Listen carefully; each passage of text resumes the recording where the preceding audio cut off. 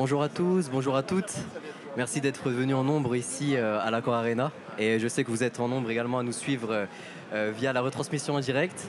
Je suis Riyad Daman, chargé de développement export pour les Amériques chez BPI France et je suis ravi d'être sur cette scène que je partage avec des intervenants de renom qui témoigneront de leurs analyses, de leurs expertises surtout sur un sujet qui est à la fois pérenne et brûlant d'actualité.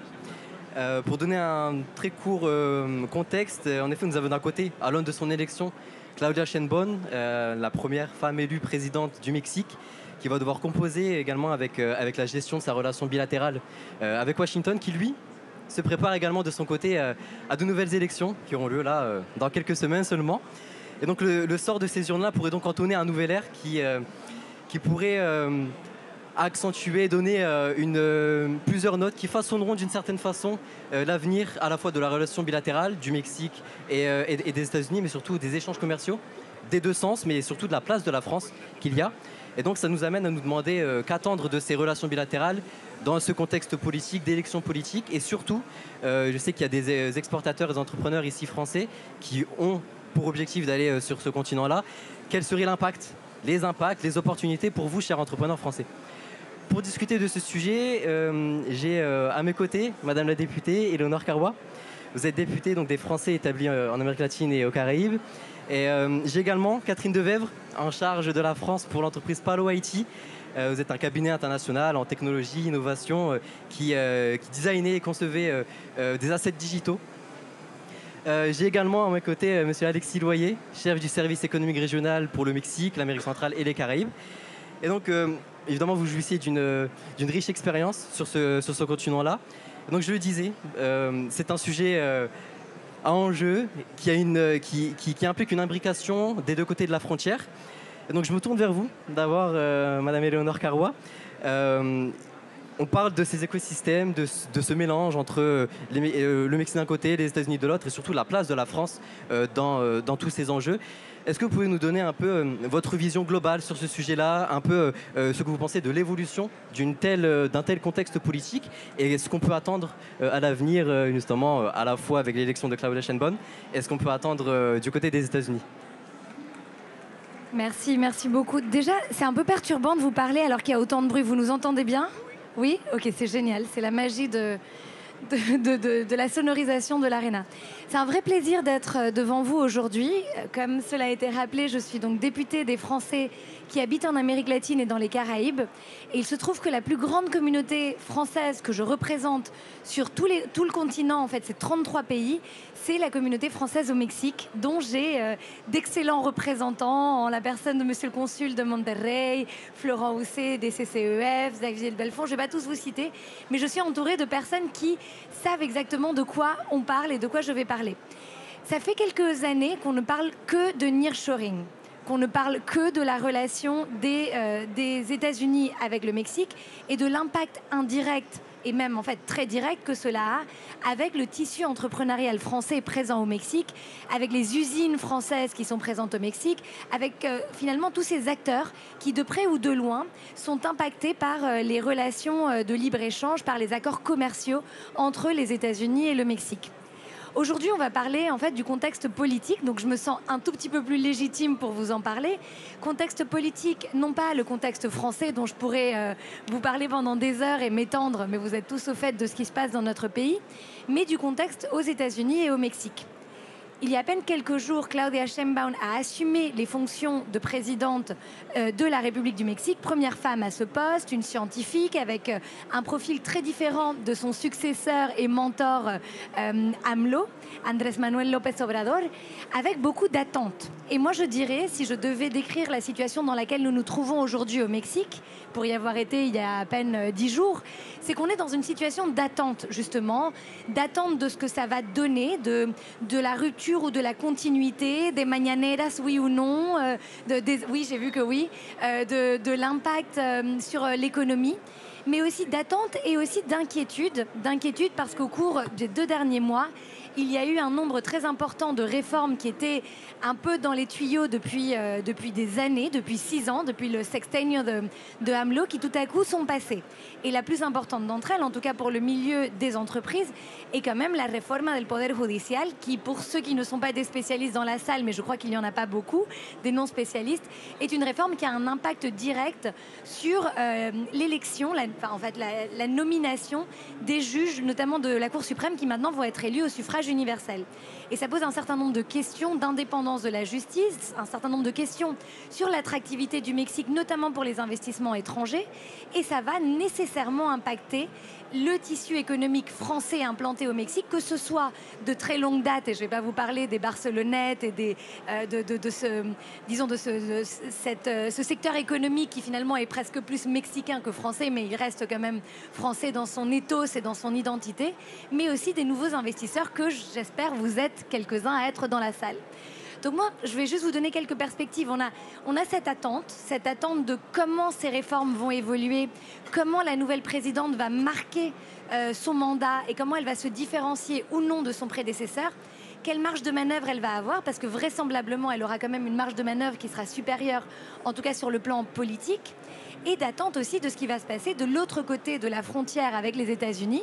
Alors là, l'attente est finalement relativement courte parce qu'on sera relativement rapidement fixé, mais que ce soit Trump avec Trump 2.0, avec America First, l'augmentation des tarifs douaniers pour les entreprises qui produiraient au Mexique et cette volonté de dénoncer un certain nombre d'accords de libre-échange et de commerce entre les États-Unis et le Mexique, ou que ce soit Kamala Harris, on a aussi une continuité ou une rupture dans la continuité, mais finalement quelque chose qui s'apparenterait à ce qu'on a eu au cours des derniers mois, ou alors un retour à une forme de protectionnisme.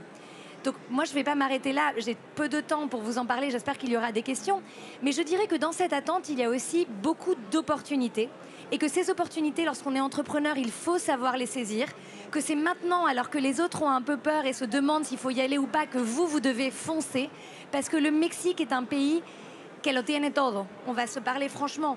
C'est à la fois géographiquement à la croisée des chemins entre le continent latino-américain, c'est en Amérique du Nord, c'est près d'un marché immense qui est le marché nord-américain. C'est aussi un pays qui a su se développer et croître au cours des dernières années. Et moi, je mise sur une accélération de cette croissance malgré les incertitudes politiques. C'est un pays qui a des problèmes dont on parle tous les jours, mais on ne parle pas suffisamment de ses avantages. Et par rapport au marché français, je pense que c'est un pays qui est encore trop méconnu ou qui fait encore peur. Donc si j'ai un conseil, cette fois-ci pas politique, mais disons plus personnel ou plus professionnel à vous donner, c'est allez-y. C'est le moment d'investir au Mexique. C'est le moment d'aller où les gens ne vont pas. D'ailleurs, les Français qui sont sur place le savent et le nombre de CCI se développe. Et je regarde Xavier. Les conseillers du commerce extérieur vont faire aussi un grand événement auquel vous êtes évidemment invités, en tout cas à regarder et à voir ce qui va se passer en mars. Et donc, il va se passer beaucoup de choses. Et le Mexique est vraiment un endroit qu'il faut garder dans son radar. Merci. Merci beaucoup. México lo tiene todo, non? Évidemment, et je pense qu'ici vous êtes en nombre pour confirmer ces dires-là. Alexis, je me tourne vers vous. Vous connaissez bien cette région, vous avez côtoyé à la fois le service public et le service privé en Amérique latine, et vous êtes au cœur et directement concerné de par votre position au service économique régional par ce qui se passe au Mexique et évidemment ce qui se passe de l'autre côté de la frontière. Claudia Sheinbaum ayant pris ses fonctions officiellement le 1er octobre, ma première question sera la suivante. Quel regard porte-t-on sur ce nouveau mandat, toujours sous l'administration justement du parti Morena, donc un peu en une forme de continuité avec AMLO, vous l'avez dit Éléonore. Et dans ce contexte, comment le Mexique anticipe-t-il justement toutes ces prochaines étapes, les prochaines élections présidentielles du côté des États-Unis? Oui, bonjour à toutes et tous. Bon, je crois que notre député a déjà tout dit, donc on va changer, on va passer à l'atelier suivant. mais je vais essayer de ne pas trop répéter, mais j'en profite d'ailleurs pour saluer les membres de la TFE, mes collègues qui sont tous présents là aujourd'hui. du Mexique. Non, alors pour répondre à votre question sur le mandat Sheinbaum, comment elle est perçue, etc. En effet, le mandat de Claudia Sheinbaum s'inscrit en continuité avec celui de López Obrador. Hein. C'est la fameuse 4e transformation, avec une vraie ambition au plan social, au plan du développement des infrastructures, une différence tout de même de tempérament, de caractère, avec une présidente qui est quelqu'un de scientifique, très rationnel, qui est probablement plus tourné vers l'international, enfin, c'est pas difficile, que son prédécesseur, et avec une volonté en effet affichée d'aller vers un 2e étage de ce qu'elle appelle la 4e transformation, de continuer avec le nearshoring. Alors nearshoring, mais vous êtes tous familiers peut-être avec ce terme, enfin, on l'emploie quotidiennement à Mexico, mais c'est la relocalisation des chaînes de valeur, des chaînes de production d'Asie notamment vers le Mexique ou vers d'autres pays pour être le plus proche du marché de destination, qui en l'occurrence est les États-Unis. Donc volonté très claire de la présidente Sheinbaum de poursuivre le nearshoring en l'orientant davantage et en ayant une espèce de planification un peu souple du nearshoring en fonction de la disponibilité de ressources, d'énergie, d'eau, de talents, etc. Donc il y a un vrai plan, c'est un plan de nation qui a été présenté et qui vise donc à continuer. Alors il est vrai que le contexte récent, il a été un tout petit peu assombri, mais à mon avis, et il faut relativiser tout ça, par la réforme en effet du pouvoir judiciaire, les réformes constitutionnelles qui ont été adoptées par le Parlement très majoritaire, par la suppression d'organismes autonomes de régulation. Bon, c'était des projets chers au président AMLO. Il y a eu quelques réformes en matière de statut des entreprises publiques. Tout ça a suscité un petit peu de tension auprès des Américains, des Canadiens, qui considèrent que ces réformes pourraient affaiblir l'état de droit ou le climat des affaires. Moi, je pense que c'est quand même on est plus sur du bruit de court terme. Il faut voir dans le détail ce que vont donner ces réformes. Au-delà des annonces, il faut voir quels seront les décrets d'application. Aujourd'hui, il n'est pas prouvé que ces réformes puissent vraiment nuire à l'investissement. Donc, je dirais, les entreprises, on les voit, qu'elles soient françaises, américaines, sont un peu en attente. Elles voudraient voir ce que ça va devenir. Mais je pense qu'on est là plus dans une situation de court terme, tout comme le petit ralentissement économique qu'on a observé en fin de mandat AMLO, et puis la situation des finances publiques qui a un peu dérivé. Alors, les médias se sont beaucoup polarisés là-dessus, l'opposition aussi. Certes, c'est pour Claudia Sheinbaum qui prend ses fonctions, c'est des challenges, mais ça devrait être, à mon avis, rapidement surmonté. Alors la consolidation fiscale avec la dérive des finances publiques, on n'est pas les mieux placés pour dire quoi que ce soit, nous Français, mais c'est quelque chose qui devrait ça fait partie en effet des enjeux pour la présidente Sheinbaum. Alors le gros enjeu, et vous l'avez cité, c'est comment aborder l'élection américaine, parce que les États-Unis pour le Mexique, c'est existentiel cette relation, évidemment dans le domaine des migrations, dans le domaine de la sécurité ou insécurité. Vous avez 37 millions de Mexicains qui vivent aux États-Unis, première, deuxième, troisième génération, qui ensemble représentent un PIB d'à peu près 300 milliards de dollars. C'est-à-dire que les Mexicains basés aux États-Unis, c'est quasi le PIB de la Colombie en fait. Donc la relation est très, très, très proche. Ils envoient 65 milliards de remittances tous les ans. Donc voilà, une très très forte relation. Donc Claudia Sheinbaum, elle vient de prendre ses fonctions. Donc on était hier avec mes collègues, j'étais à Washington avec mes collègues d'Ottawa et de Washington, et on évoquait justement la relation, un peu le même sujet, entre chacun des pays, comment le Canada et le Mexique se préparaient à l'élection américaine. Alors le Canada, il s'y prépare depuis longtemps, ils ont monté une team Canada, mais c'est normal avec des parlementaires qui viennent rencontrer leurs homologues et les différents candidats démocrates et républicains. Au Mexique, la présidente vient de prendre ses fonctions, mais ce qui est sûr, c'est que le sujet, ce qui se passe de l'autre côté de la frontière, est essentiel, et notamment la révision du TMEC, ce qu'on appelle qui n'est pas une renégociation, mais qui est le réexamen de ce traité trilatéral, qui est l'ALENA 2.0 en fait, qui d'ailleurs contient également des dispositions en matière d'origine, de contenu d'origine, enfin, etc., doit être évalué pour les Mexicains. C'est vraiment le gros challenge de la prochaine équipe au plan international. Alors, je ne sais pas si j'ai dépassé mon temps de parole ou pas encore. C'est parfait. Si vous voulez rajouter juste un dernier point. Donc, juste pour insister 2 minutes là-dessus. Donc là, pour le coup, le Mexique s'y prépare très bien. Avec Marcelo Ebrard, le ministre de l'économie qui a été nommé, qui avait été ministre des Affaires étrangères, qui connaît sur le bout des doigts ces problématiques commerciales, multilatérales, avec un sujet sensible qui est celui de la place de la Chine. voilà, qui inquiète un peu. La Chine s'est invitée dans cette relation trilatérale et elle est accusée par les Américains, dans le contexte aussi renforcé par la campagne électorale, d'être enfin, le Mexique est parfois perçu comme étant la backdoor, le cheval de Troie des Chinois qui voudraient accéder au marché américain en profitant de l'accès en franchise de droits de douane. Donc le sujet est traité, les Mexicains sont conscients qu'il y a ce risque, mais pour le moment ça n'est qu'un risque et qui concerne plutôt l'automobile et l'acier et l'aluminium. À ce jour, il n'y a aucune usine de voitures chinoises au Mexique qui a exporté aux États-Unis. Et elles ne le feront probablement pas parce qu'il y a des sujets à la fois de sécurité nationale. On en parlait hier avec mes collègues. Donc il sera très difficile pour une usine chinoise d'exporter au Mexique, d'exporter aux États-Unis depuis le Mexique, parce que les Américains vont probablement interdire l'utilisation de software et de hardware chinois pour des raisons de sécurité nationale. Mais donc le sujet chinois, il a une importance dans ce réexamen du traité du TMEC, qu'on appelle aussi USMCA. Voilà, c'est un petit peu ça. Et on a une équipe, je dirais, gouvernementale qu'on commence à rencontrer au niveau mexicain, qui est plutôt très rassurante, avec des personnalités vraiment de grande qualité, avec des parcours académiques de haut niveau. Et donc c'est plutôt rassurant. Voilà. Merci. Bon, vous avez mentionné la Chine, et donc il s'intègre dans les enjeux de cette relation bilatérale entre le Mexique et les États-Unis, mais on voit encore que c'est sous le prisme de la reconfiguration de ces chaînes de valeur, de ces chaînes d'approvisionnement, mais de manière globale des chaînes de valeur mondiales. Je me tourne vers vous, Catherine. Vous êtes un peu dans le dur, justement, de tous ces enjeux-là avec Palo Haiti. Vous êtes bien présent à l'international et surtout aux États-Unis et au Mexique. Qu'est-ce que vous pouvez nous dire justement de ce côté-là, de ce côté business, comment vous percevez cette reconfiguration des chaînes de valeur? On a beaucoup parlé, on a craché le mot nearshoring évidemment. Est-ce que c'est vraiment que dans ce sens-là ou est-ce qu'il y a des opportunités dans l'autre sens? Alors déjà, la première chose, c'est que nous, on est au Mexique depuis 8 ans maintenant. On a 150 salariés, on est une boîte française au départ. Et on a d'abord ouvert au Mexique pour travailler au Mexique. Ce qui est quand même important. Aujourd'hui, le Mexique nous sert de point de départ pour attaquer le marché américain, comme beaucoup d'entreprises le font. Et on n'est pas du tout les seuls dans ce cas-là.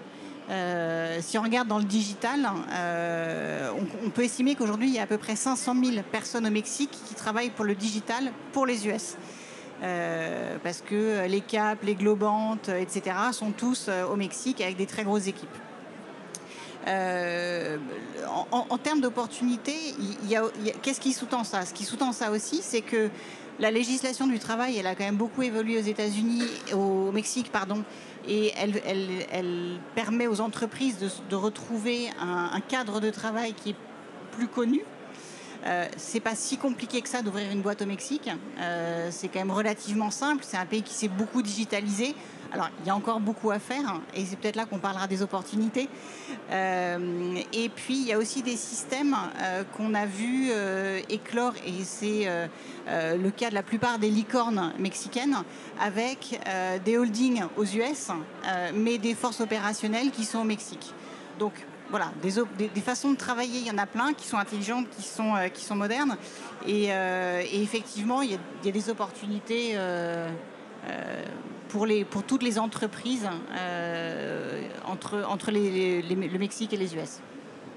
Très bien. J'ai une question générale un peu qui se tourne à tous ici.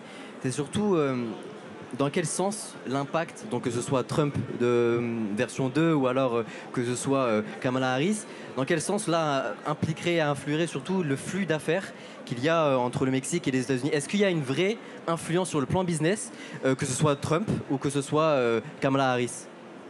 Alors, je peux peut-être juste dire un petit mot, parce que j'ai vécu quelques années aux États-Unis. Les Américains sont très pragmatiques. Donc, ils veulent faire du business. Ils ont besoin de voitures, ils ont besoin de nourriture, ils ont besoin de services. Donc, ils vont aller les chercher là où ils sont. Très, très pragmatiques.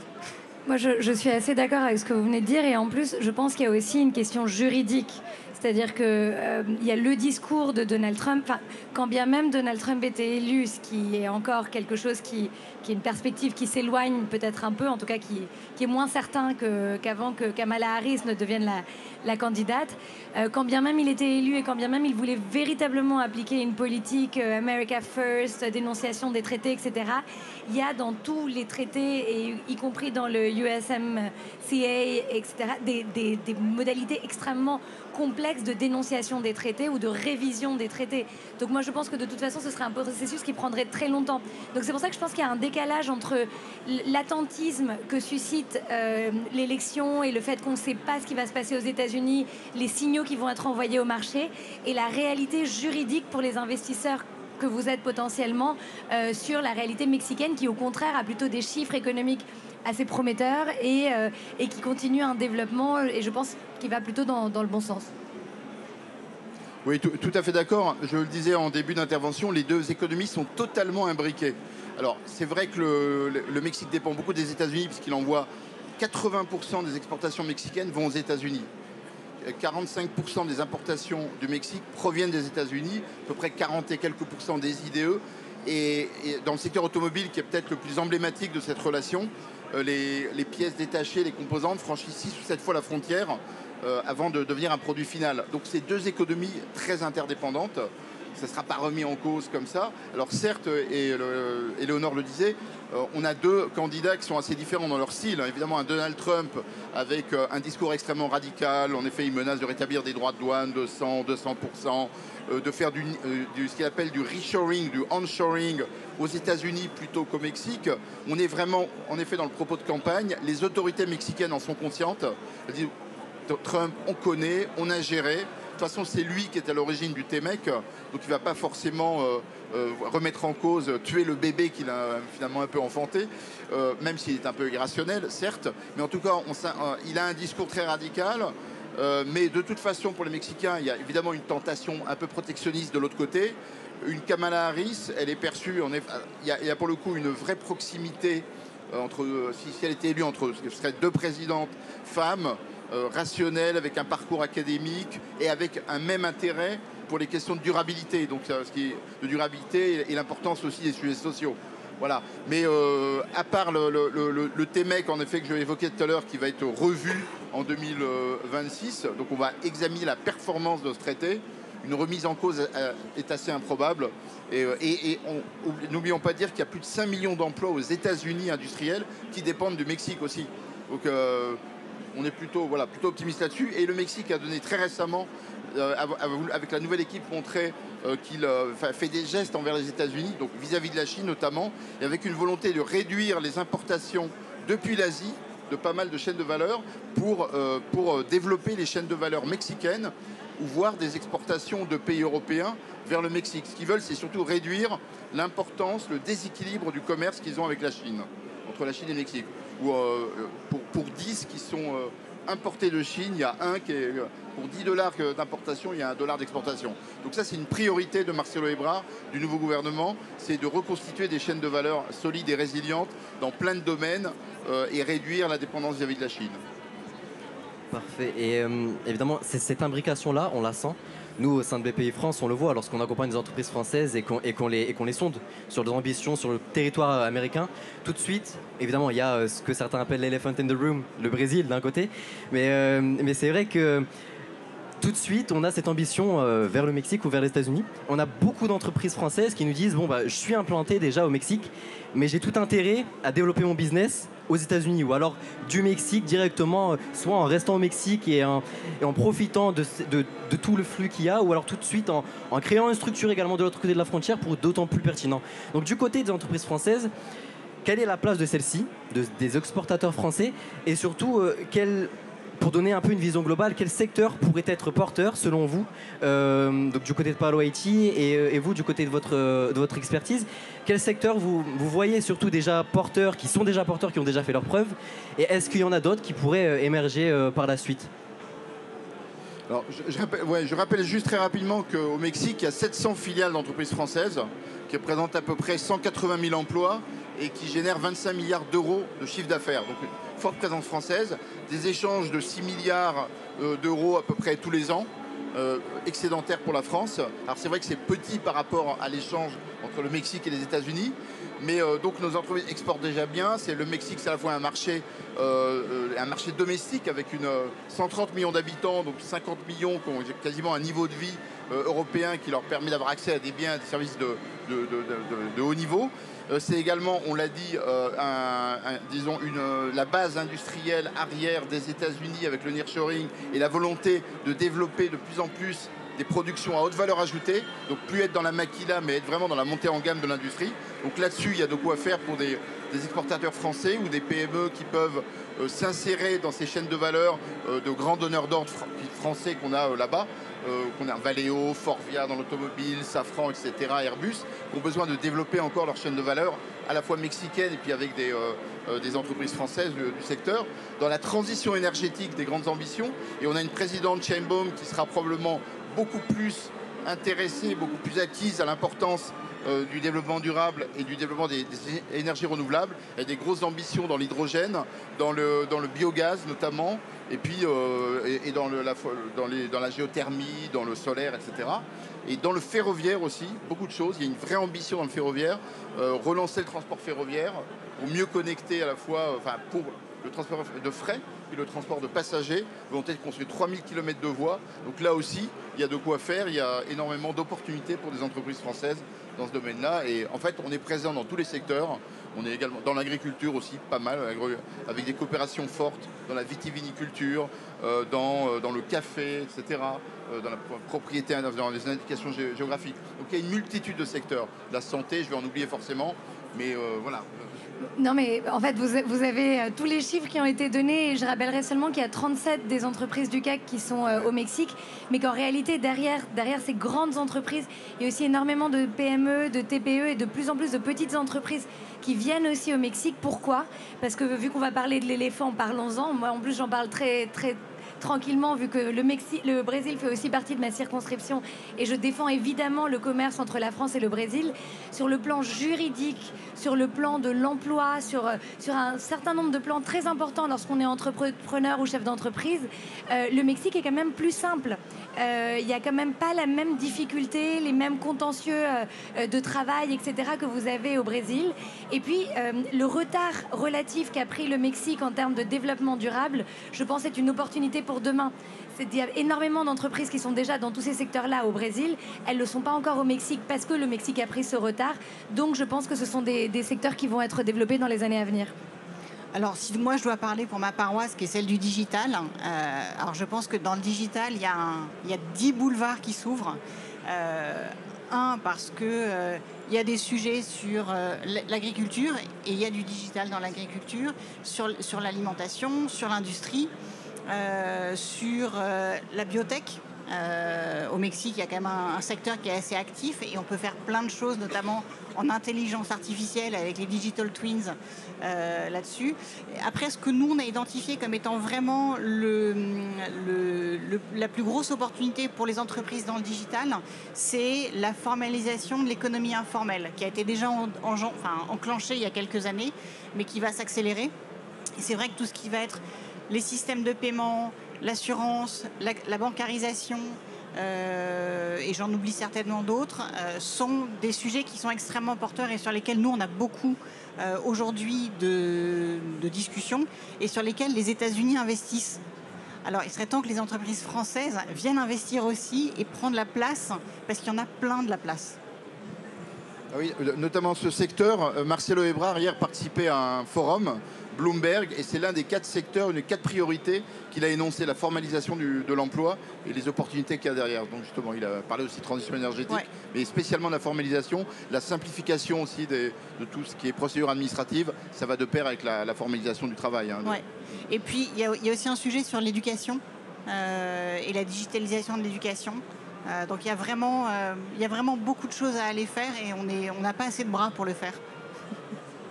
C'est clair, donc vous l'avez compris, des opportunités, il y en a. des ambitions, je pense qu'il y en a également. Il faut juste un peu d'audace et surtout de prévoir ce qu'il y a comme opportunité pour vous, chers entrepreneurs français. Alors, je vois que le temps file, on arrive bientôt à la fin de cet atelier. Évidemment, 30 minutes ne suffisent pas pour traiter d'un tel sujet. Et je pense que, comme vous l'avez très bien dit, l'enjeu ne s'arrêtera pas ou alors ne commencera pas seulement d'ici novembre. Mais ce sont des enjeux, un contexte qui ont de nombreuses années déjà derrière nous et qui en auront d'autres devant nous. Avant de conclure, on en parlait tout à l'heure des membres de la TFE qui sont présents ici. Je voulais quand même tous les citer. Et c'est vrai qu'on a, nous sommes en présence de Guillaume Pierre, le consul général justement de Monterrey. On avait Olivier Pradé, évidemment directeur de Business France Mexico Amérique centrale. On a Florent Housset, président des CCEF Amérique latine et Mexico. Et évidemment Xavier de Belfond, président de la CCI France Mexico. Et j'en profite également pour vous parler de ce qu'on va faire également en mars prochain. Il y aura le Forum des Amériques, donc le Forum des CCEF, auquel BPI France, et évidemment Business France et tous les membres de la Team France Export seront présents. En tout cas, c'est un plaisir. Je pense qu'on n'aura pas beaucoup de temps pour les questions, mais évidemment, chaque intervenant est à votre disposition si vous voulez aller plus loin dans ces enjeux ou si vous avez des ambitions au Mexique, aux États-Unis ou alors tout simplement sur le continent américain. C'est un plaisir et évidemment... ce qu'on fait là sera disponible en transcription à la fois sur YouTube et sur les plateformes de BPI France. Merci et je vous souhaite également une bonne fin de Big. Merci.